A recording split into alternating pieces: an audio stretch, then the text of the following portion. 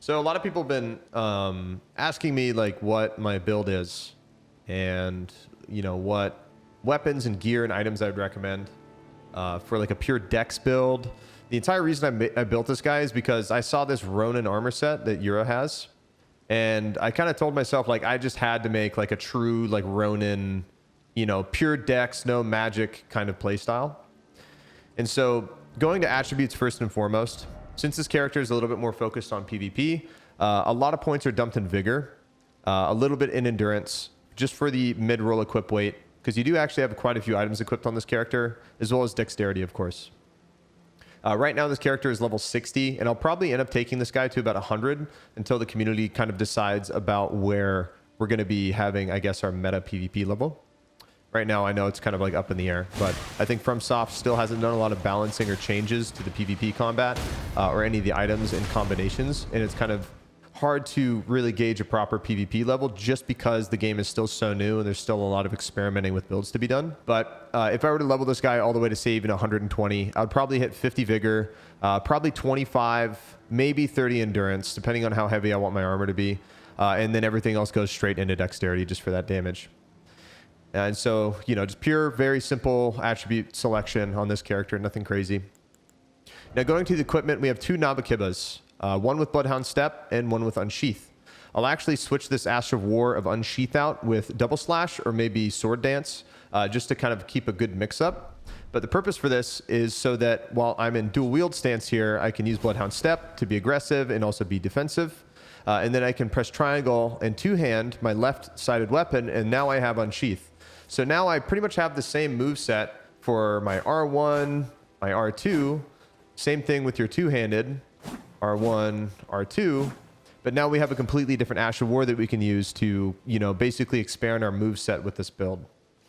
And then I switch back to dual wield, and then I Bloodhound Step again. The next important piece of gear on this loadout is the pulley crossbow with the bleed arrows. This is really, really important because this shoots 3 shots, and you can use this to kind of punish spellcasters as well as anybody who's a melee build that you can hopefully bait in for a close shot. The bolts that I'm using are the bird bolts, and you can actually buy an unlimited amount of these at Mog's Palace at the vendor here. He's basically in the mausoleum. So if you go in, there's a couple NPCs that spawn in, and he sells them. Definitely recommend going and buying those. But the bleed bolts stack really well with the katana's bleed effect, so you can pretty much proc beat a lot by either just shooting them or by hitting them with your katana. I'm kind of working in a buckler into this just so we can kind of get some parries going, because parries are really important and I don't really parry enough, but this isn't really required for the build and I'm still kind of experimenting with this. It can be kind of hard juggling around all the weapons, but it's really fun to have a very diverse loadout, if you will. Like I even have kukri knives because these also scale with dex and cause bleed. And so having a very vast tool belt, especially with a PvP focused character, is super important. Because you don't want to have a very limited move set, and you don't want to just be using your weapon arts. Like if you're just that typical Moonveil nerd constantly spamming, L2, R1, R2 over and over again. You need to have a very large mix-up. And so with this, I have my whole right-handed, one-handed mix-up. I have my power stancing with the katana that comes with all the dash and jump attacks and everything that comes with power stancing. And then I also have secondary Ashes of War that I can then use with two-handing, which is really awesome. Lastly, going to trinkets. We haven't gotten all our trinket sets, but because we're kind of a lighter armor build, this isn't a poise focused build, not an endurance focused build. We have to pretty much stack all of our defensive trinkets. Pretty much Pale Drake and Dragon Crest are pretty much required at pretty much any tier, depending on your tier level.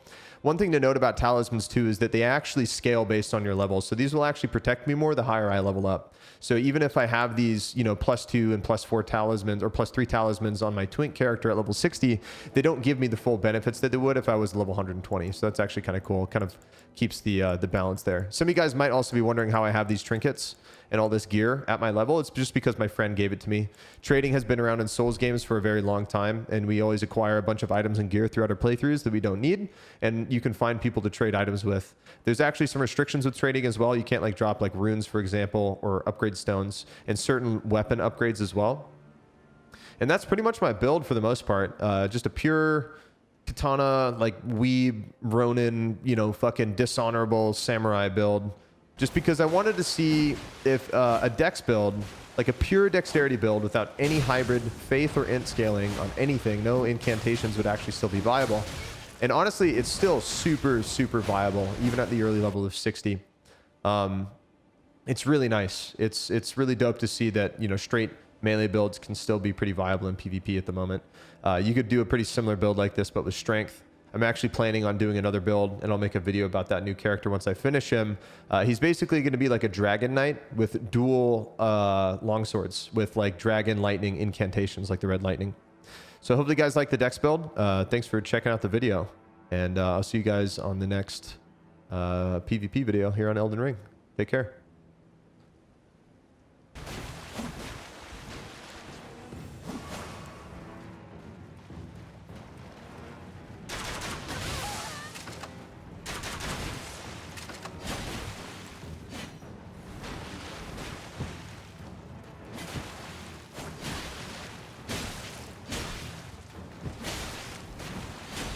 Dude, I'm trying to get these parries down. This is so hard. Oh, yes, let's go.